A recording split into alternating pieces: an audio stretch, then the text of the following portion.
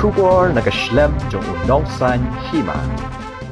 Sembut Menteri Rangba Kajela ba Preston Tensong ba keren sigalat patai kubor hne kasngi ulai tu ba ha Kajela barok kawai kidon hadu arspa tam ke bayo ya ka klam covid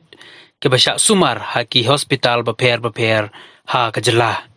bat kidon ru hadu shispa prapotam kinongpang ke badon kam ya ka oksigen ha kini ke jaka sumar shu nagaliang ba Preston ula kentui ki pajba Kajela bagi dai benbut renti ya ke jing betha ki ba ke sorgar kalabu ula pen pauru dah ka baong ba ke jing etrelang bat kerang ba snong ba per kumba kalong menchua kalong ka badon kam ula kentui kerang ba snong baro ban ya trelang bat ke sorkar bangin la ban penduna ya ki bayo covid ki badang kiu na ka wei kasngi sya ka wei pat ngila review ya ka jingdon jong ka oksigen ru apo ki hospital kalong ha private ani ki government hospital kum malong hadu menta kadang biang nadong syadong dena kata ngong pi kat pengidang la ngia penbiang bat haga juga por baleng ibu ke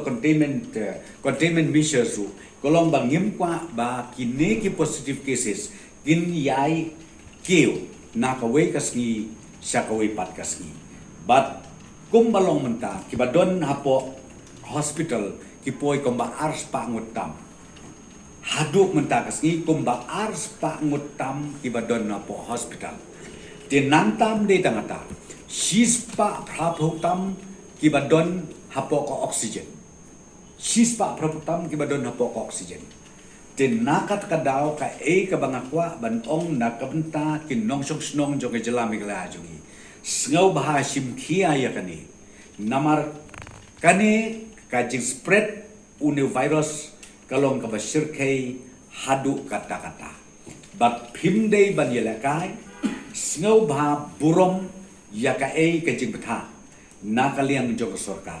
bat ka bangi kerpat jur menta kum ginale mensiap sedem hau arajar arpo